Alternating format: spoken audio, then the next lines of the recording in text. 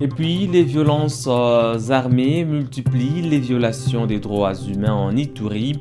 L'inspection nationale des droits de l'homme dénonce ces abus et renforce son action en investissant de nouveaux inspecteurs. Ces agents s'engagent à documenter les exactions et à protéger les civils dans un contexte d'insécurité persistante. Reportage Rachid Koudra depuis Bunia. En Ituri, les violations des droits humains se multiplient. Exécutions ciblées attribuées aux milices, incursions meurtrières des ADF, affrontements entre la CRP et les FARDC qui, selon l'inspection des droits de l'homme, ne respecteraient pas toujours les règles du droit international humanitaire. Au cœur de ces chaos, la population civile reste la principale victime. Face à cette situation alarmante, l'inspection nationale des droits de l'homme a profité de la journée internationale des droits humains pour dresser un constat sévère. L'inspection nationale des droits de l'homme a documenté plusieurs violations de droits humains commises au territoire de Djougou,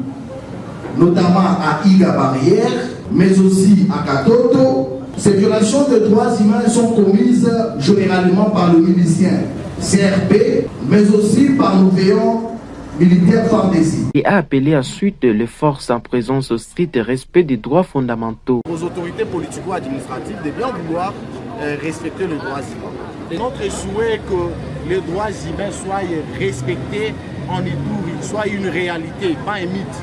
Voilà pourquoi aujourd'hui on a même abordé les thèmes de droits humains. Est-ce que c'est un mythe ou c'est une réalité dans notre province? Dans ces climats hostiles, même les défenseurs des droits humains sont pris pour cible. Plusieurs activistes de Djougou affirment être menacés pour leur dénonciation, parfois jusqu'à tard dans la nuit. Depuis leur installation, les inspecteurs ont déjà formé plus de 80 activistes et documenté un nombre important de cas. Moment solennel, dans un contexte marqué par les violences, des nouveaux inspecteurs rejoignent l'INDH devant les coordonnateurs provincial Isaac Kitoa. Ils prêtent serment d'exercer leur mission avec impartialité, courage et loyauté.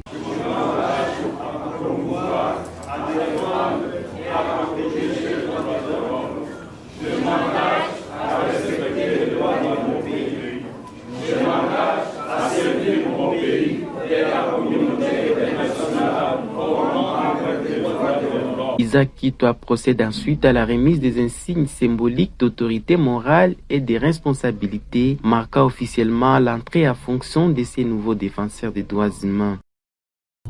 Madame, Monsieur, c'est tout pour le Flash Info de ce vendredi 12 décembre 2025 sur Kivu Morning Post. Merci à vous de l'avoir suivi de bien à la fin. On se fixe un nouveau rendez-vous d'actualité très bientôt.